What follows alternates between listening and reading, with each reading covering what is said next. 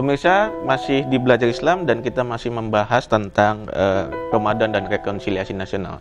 Camuksid, dalam rekonsiliasi ini lazim kita untuk semua dimaafkan.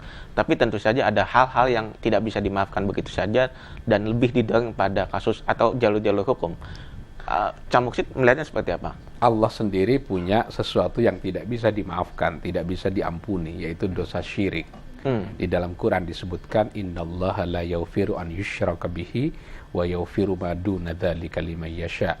Allah mengampuni dosa selain dosa syirik.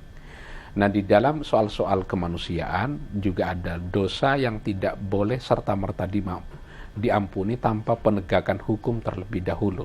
Dengan demikian, penegakan hukum itu adalah sebagai awal dari permaafan.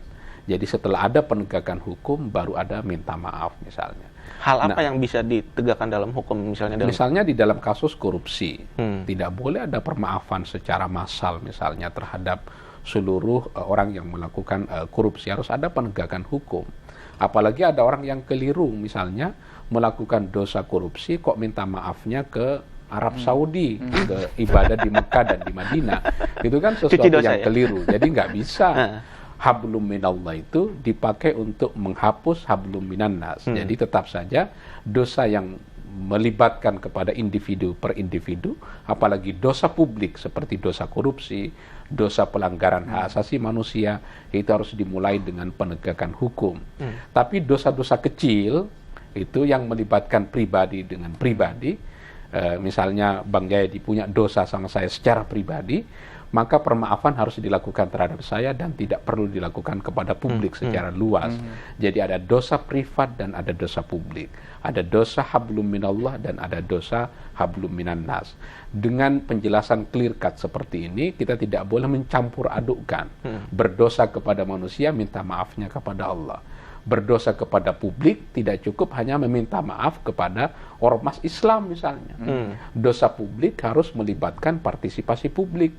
Dan permaafan publik itu dibuktikan dengan penegakan hukum terhadap orang yang melakukan pelanggaran seperti dosa-dosa publik yang besar seperti korupsi, pelanggaran hak asasi manusia, dan lain-lain. Tapi kalau itu tidak berhasil dilakukan, memang harus dicari solusinya. Dalam konteks Pilpres ini misalnya apa? Ada hal yang tidak bisa dimaafkan begitu saja, tapi didorong dalam konteks penegakan hukum misalnya? Nah, misalnya yang melakukan fitnah, yang melibatkan publik secara besar, itu harus ada penegakan hukum. Tapi dosa privat yang melibatkan Prabowo ngomong apa terhadap Jokowi, misalnya salaman kok tidak diterima padahal mau cipika-cipiki, itu kan melibatkan pribadi dengan pribadi. Maka harus diselesaikan secara pribadi. Tapi yang melibatkan dosa publik harus dilakukan penegakan hukum secara publik. Itu yang di dalam hukum pidana kita ada yang disebut dengan delik aduan misalnya. Nah, delik aduan itu kalau tidak diadukan, Jokowi tidak mempersoalkan salaman itu, tidak ada masalah. Gitu. Nah, Bang Jaya, dalam konteks misalnya yang belakangan ini, katakanlah obor rakyat, itu kan sesuatu yang mengganggu kebangsaan kita, dan itu tentu saja tidak bisa dimaafkan begitu saja.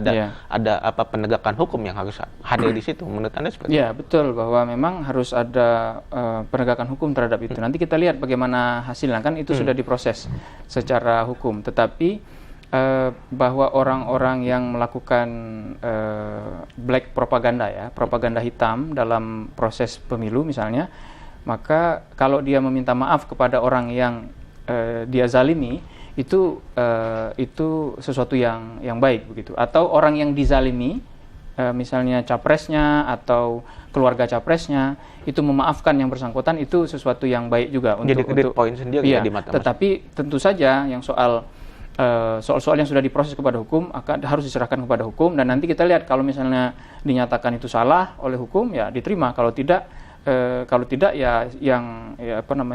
dinyatakan tidak salah, maka permohonan maaf tentu akan diterima dengan baik.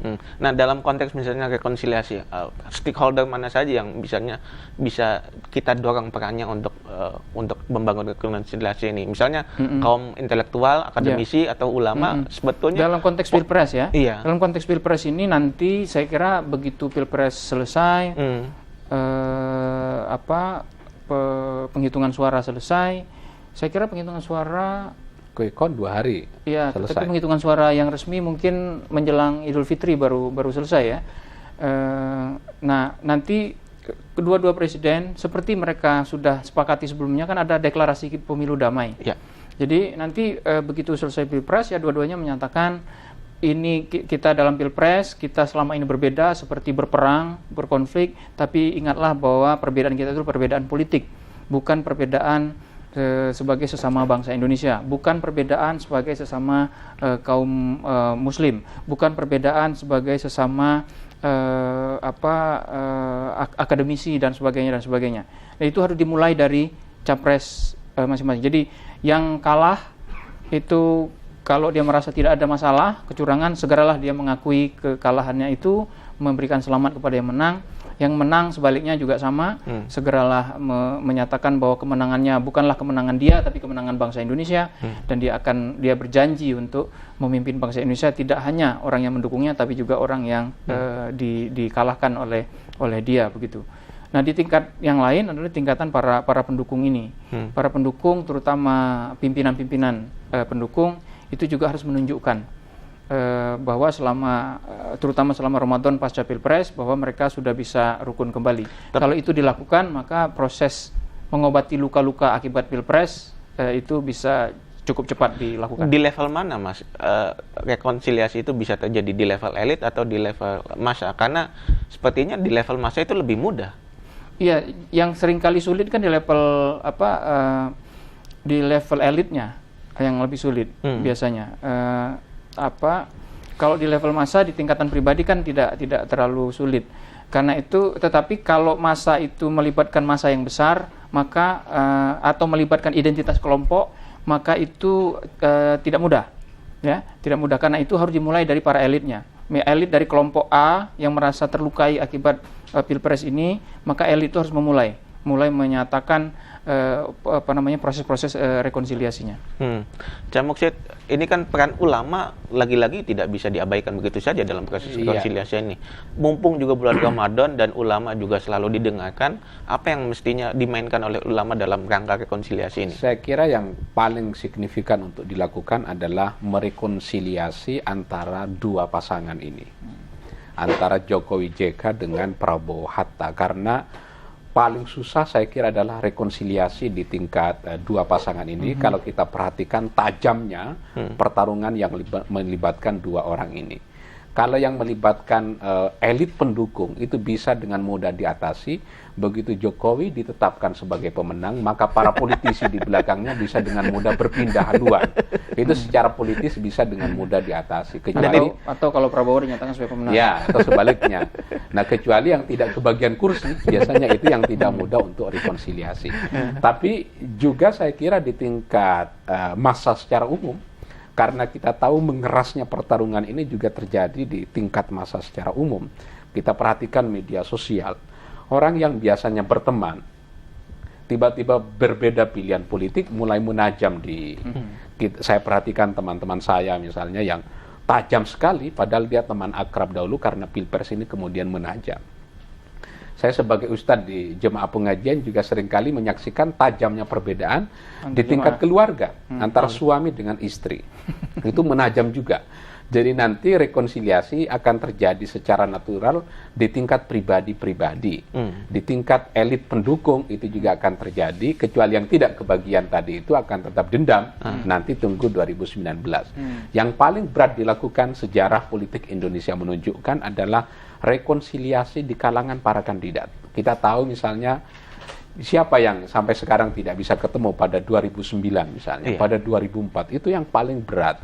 Nah, peran ulama cukup signifikan. Kenapa signifikan? Karena saya tahu baik di pihak Jokowi ataupun pihak Prabowo, di situ ada ulama di belakangnya yang bisa dipakai untuk melakukan jembatan penghubung agar mudah dilakukan rekonsiliasi. Tapi yang kita sayangkan ini, Bang Jayadi, pemilu ini tidak bertepatan dengan akhir bulan Juli, sehingga warga masyarakat miskin ini hanya dapat berbuka puasa gratis Tapi siapa yang mau menanggung tiket pulang gratis? Ini yang sampai sekarang belum ada yang mensponsori. Oke, kita tahan dulu di situ, Cak. Bang Jayadi, pemirsa kita akan lanjutkan yang nanti. Tetap di Belajar Islam, kita akan kembali setelah yang satu ini.